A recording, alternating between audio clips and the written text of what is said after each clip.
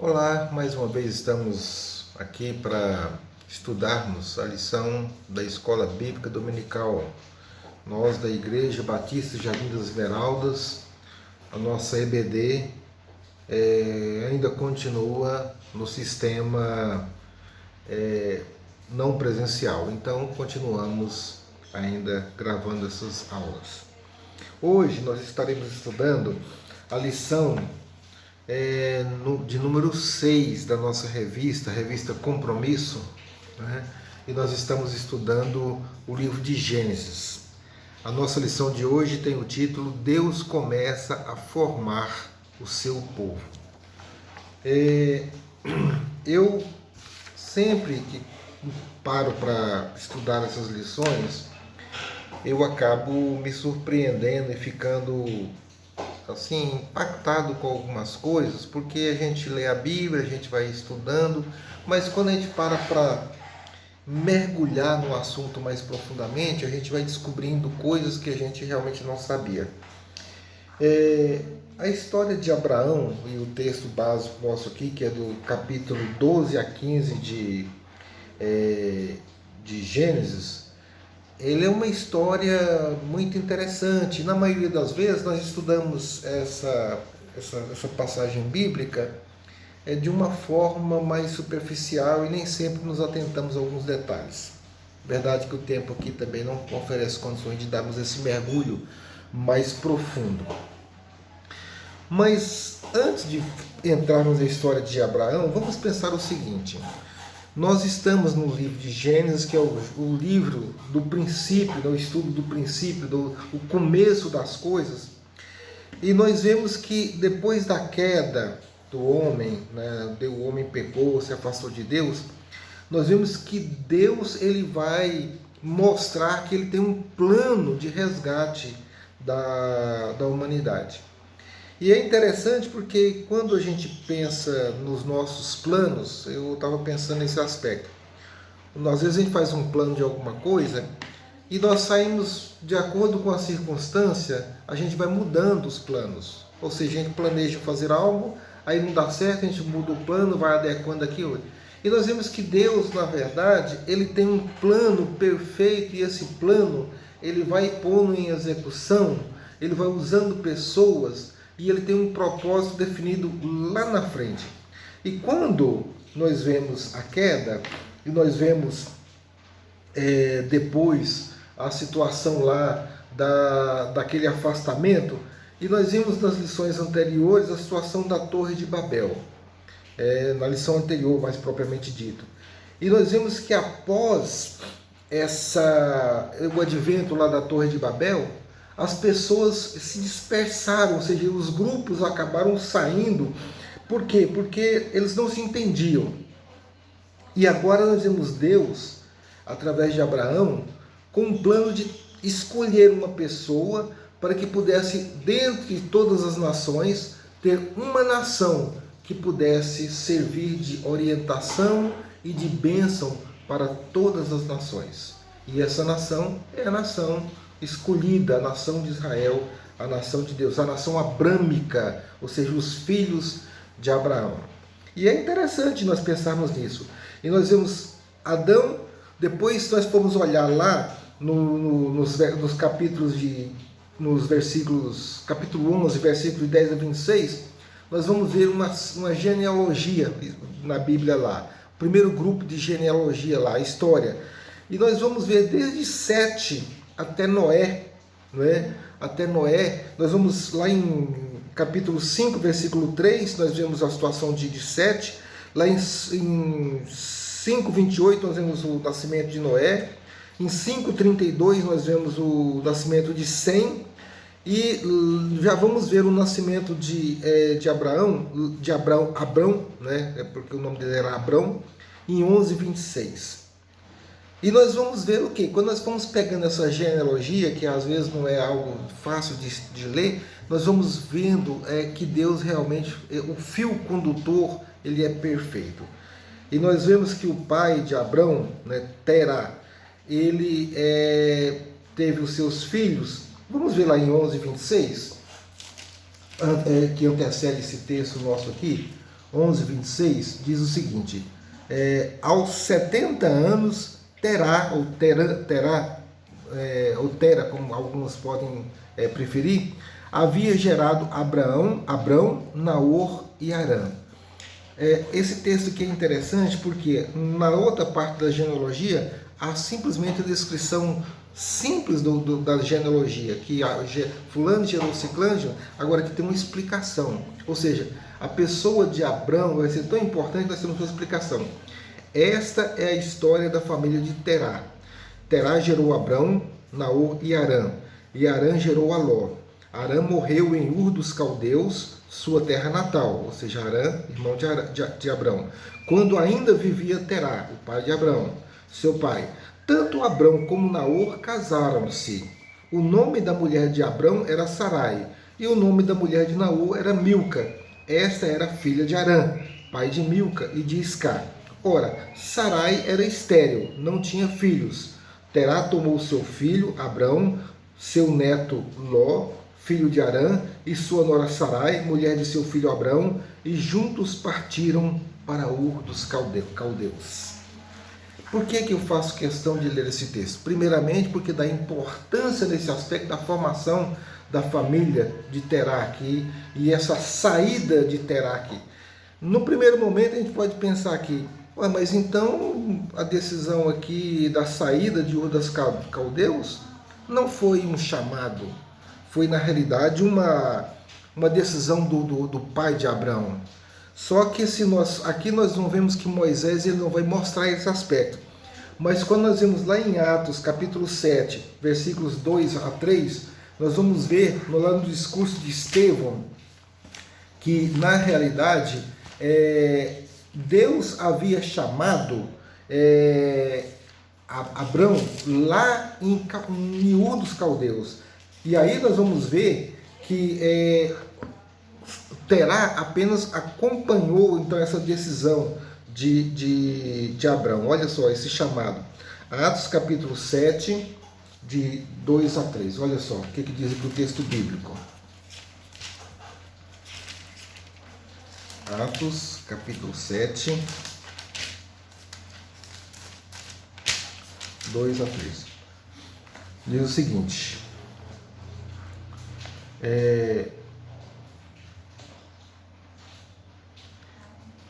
A ele respondeu: irmãos e pais, ouçam-me. O Deus glorioso apareceu a Abraão, nosso pai, estando ele ainda na Mesopotâmia, antes de morar em Harã, e lhe disse: saia da sua terra e do meio dos seus parentes, e vá para a terra que eu te mostrarei. Então ele saiu da terra dos caldeus e se estabeleceu em Harã. Depois da morte de seu pai, Deus trouxe a essa terra onde agora vivem. Aí sim vocês vão ver que aqui o que acontece? A promessa foi feita a Abrão lá antes dele ir e se estabelecer em Harã. E em Harã, a família, lá onde o pai de Abrão morreu, lá Abrão se enriqueceu, lá ele se estabeleceu. Então essa decisão de sair dali, de continuar essa saída e no rumo de Canaã, era uma decisão difícil. Por quê? Porque estava estabelecido. Isso me chama atenção, porque a gente sempre fala de Abrão ou Abraão, né, como pai da fé, e usamos isso quase como um jargão. Mas pensa bem, você está estabelecido em um local completamente organizado, a sua família, tudo bem ali, e você sai para um local que você não conhece, uma terra que sequer você sabe onde é. Então essa é a situação que chama bastante atenção aqui. E nós vemos que Abraão segue a chamada e recebe grandes promessas. Vamos ver aqui no capítulo 12, aqui, a questão das promessas que Deus faz para Abraão. A promessa de Deus a Abraão compõe-se de 7 elementos. Primeiro, farei de você um grande povo. 2, o abençoarei. 3, tornarei famoso o seu nome. 4, você será uma bênção. 5, abençoarei os que te abençoarem. 6, amaldiçoarei os que te amaldiçoarem. E 7, por meio de você, todos os povos da terra serão abençoados. Essa é a promessa de Deus para Abraão, para um homem que tinha uma mulher que era estéril, e fala que ele vai ser pai de uma grande nação. É algo realmente desafiador para que a gente possa compreender essa situação. E nós vemos que Abraão vai então para Canaã e chega lá onde já viviam os cananeus, e ele percorre toda aquela região e ele ergue altares ao Deus Altíssimo, ao único Deus. Qual que é a importância de nós vermos Abraão, ainda Abraão aqui, erguendo o altar ao Deus Altíssimo? Se nós formos voltar lá na família de Terá, ou de Tera, né, como queiram, nós vamos ver que na realidade havia a prática disseminada da idolatria. Era comum, a própria família de Abraão era uma família que praticava a idolatria. Então nós vemos que aqui, nós vemos a formação, Deus já moldando esse homem. Deus não nos pega perfeitos e fala, eu vou usar fulano, porque fulano é uma pessoa perfeita. Ele pega pessoas imperfeitas e vai moldando essa pessoa para que essa pessoa possa se tornar capaz de servi-lo com perfeição, caminhando no rumo da perfeição.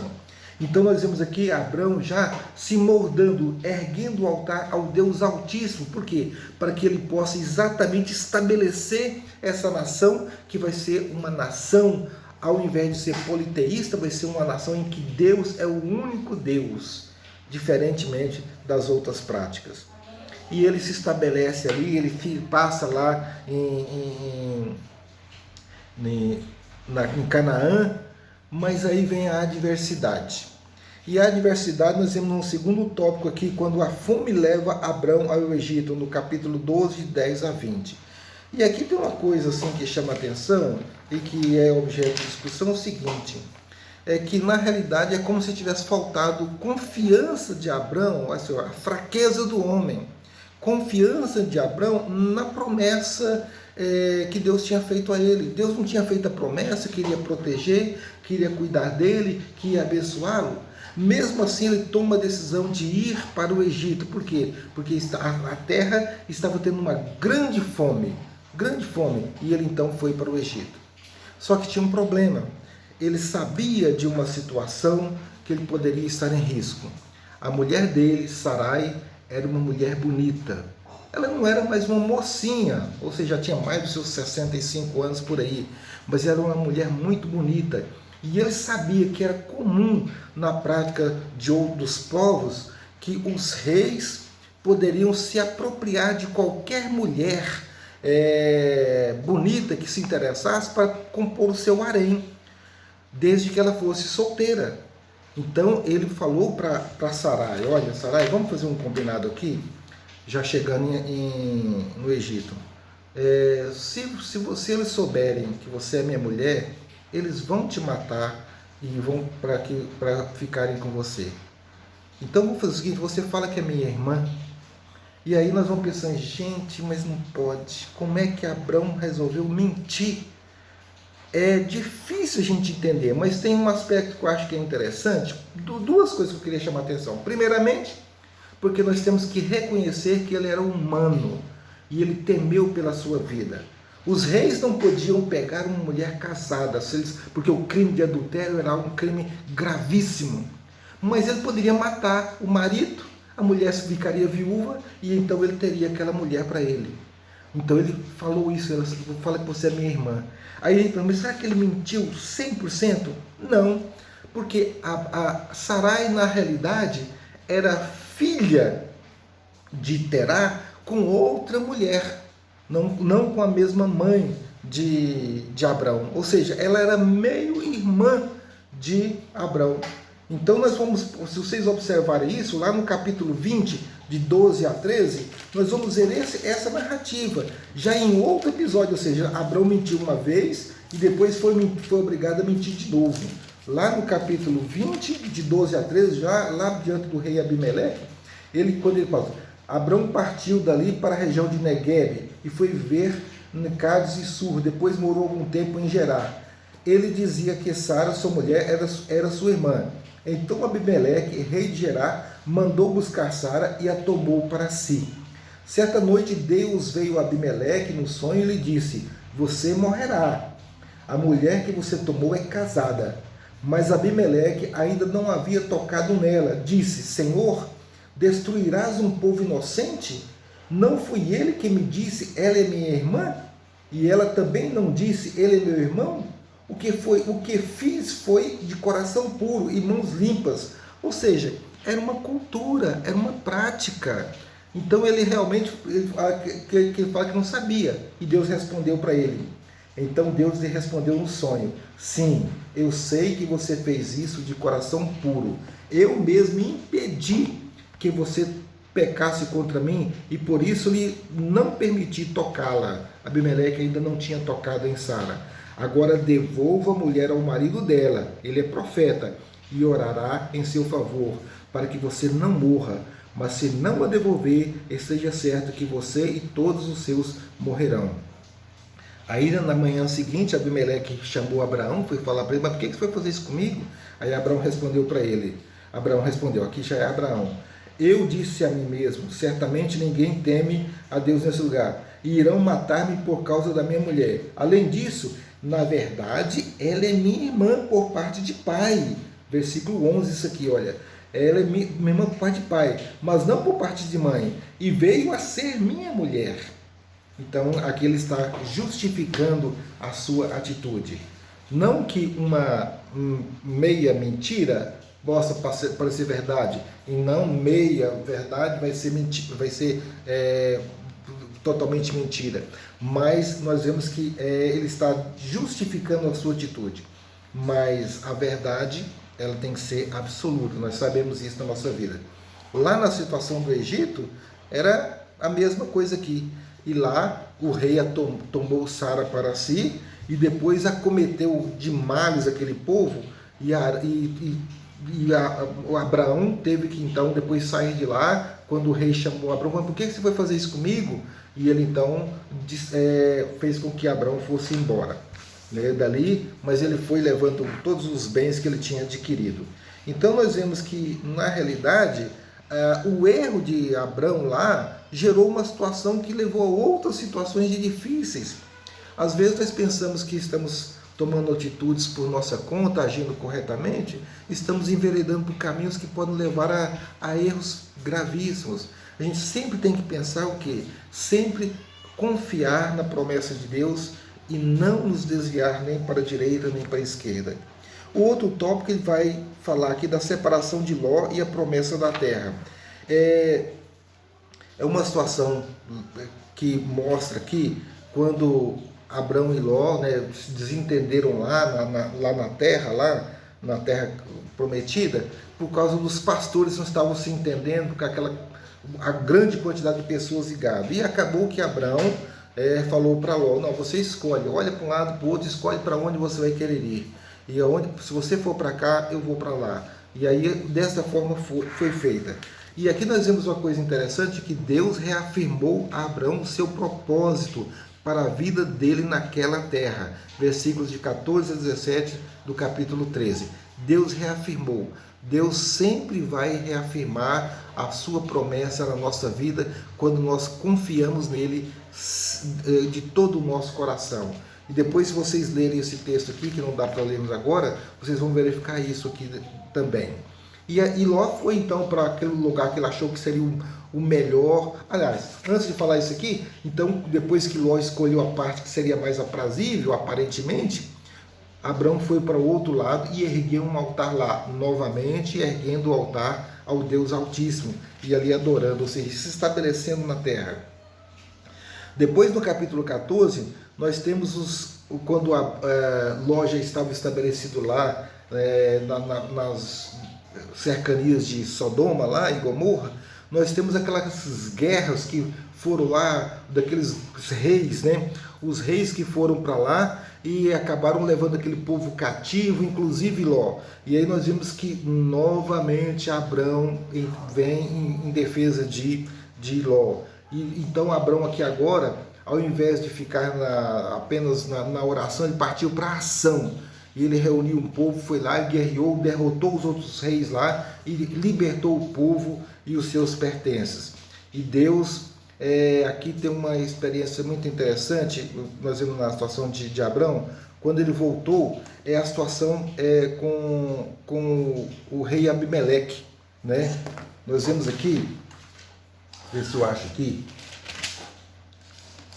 o rei Abimeleque, não, desculpa, Melquisedeque. Voltando Abrão da vitória sobre Kedorlaomer, um nome terrível, e sobre os reis que a ele se havia aliado, o rei de Sodoma foi ao seu encontro no vale de Savé, isso é o vale do rei. Então Melquisedeque, rei de Salém, e o sacerdote então Melquisedeque, rei de Salém e sacerdote do Deus Altíssimo, ou seja, Melquisedeque, que era rei de Salém, ele era também sacerdote. Por isso é que ele é chamado um tipo, né, de Cristo. Trouxe pão e vinho e abençoou Abrão, e dizendo: bendito seja Abrão pelo Deus Altíssimo, Criador dos céus e da terra. Então aqui nós vemos Abrão sendo abençoado. E esse aqui é o episódio quando fala que Abrão deu o dízimo de tudo ao sacerdote Abimeleque. Então nós vemos aqui o resultado da ação de Abrão em favor do seu sobrinho, né? E no sentido de libertar ele e o seu povo. E ele então aqui está sendo abençoado pelo rei e sacerdote. E o último tópico aqui, nós já vamos aqui no capítulo 15, né? O herdeiro e a justificação pela fé. Algum tempo depois de sua vitória, Abrão tornou-se ansioso à luz da forte possibilidade da volta dos reis para se vingar dele e de seus aliados. Ele estava com medo que aqueles reis pudessem voltar e se vingar dele, né? E aí o que aconteceu? Deus prometeu protegê-lo dos inimigos e proporcionar-lhe uma grande recompensa. Então Deus falou para ele: olha, eu sou a sua proteção. E aí quando ele acalmou o coração com relação à ansiedade dos outros reis, o que foi que Abraão mostrou aqui agora? Que ele tinha uma outra ansiedade. Tinha uma promessa que ele seria pai de uma grande nação. E ele falou: olha, mas a minha mulher é estéril, eu não tenho descendente, e quem vai ser o meu herdeiro vai ser o meu servo. Ou seja, algo que ele estava preocupado. E aí Deus falou para ele: na verdade, o seu descendente será um filho seu, não será, olha só, não será o Eliezer, que é o servo. Vamos ver o que diz o texto bíblico aqui, 15, de 1 a 11.